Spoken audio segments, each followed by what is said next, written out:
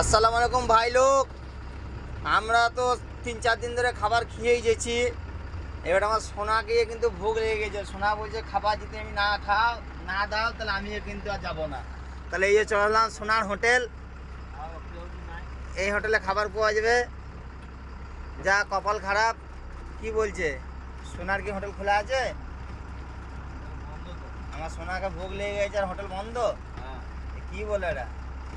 না, হোটেল তো বন্ধ থাকার কথা লয়।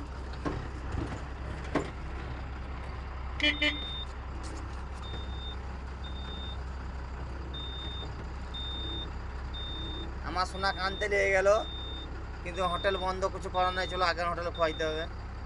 কিছু মনে করো না সোনা, চলো। বেরিয়ে গেলাম সোনার হোটেল থেকে। সোনা কিন্তু রেগে গেছে। এই জন্যে সোনা কিন্তু আমার আম্বানির হোটেল ছাড়া খাই না।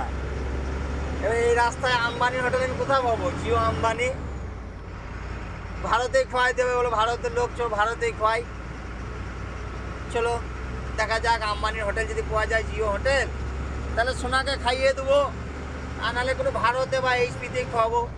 এই বাবু কি বলছো? সোনা রেগে যাবে।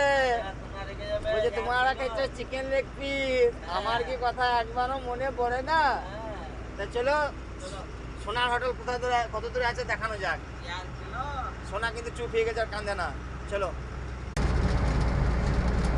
বন্ধুরা, আমার রানীর এখনো হোটেল খুঁজে পাইনি। 12 কিলোমিটার চলে আসলাম, পুরো একদম শুনশান, চারিদিকে ফাঁকা। এখানে যেহেতু এটা মেন হাইওয়ে, মানে এটা বাইপাসের মাধ্যমে গাড়ি যায়, এইদিকেই গাড়ি যায়। এইদিকে মানে রাত 11টার পরে কিন্তু পাম্প অলরেডি বন্ধ হয়ে যায়। দেখা যাক রানীর হোটেল কোথাও পাওয়া যায়। রানী কিন্তু রেগে গেলে আবার অসুবিধা আছে, আমাদেরকে পার্সেন্টে ফেলে দেবে।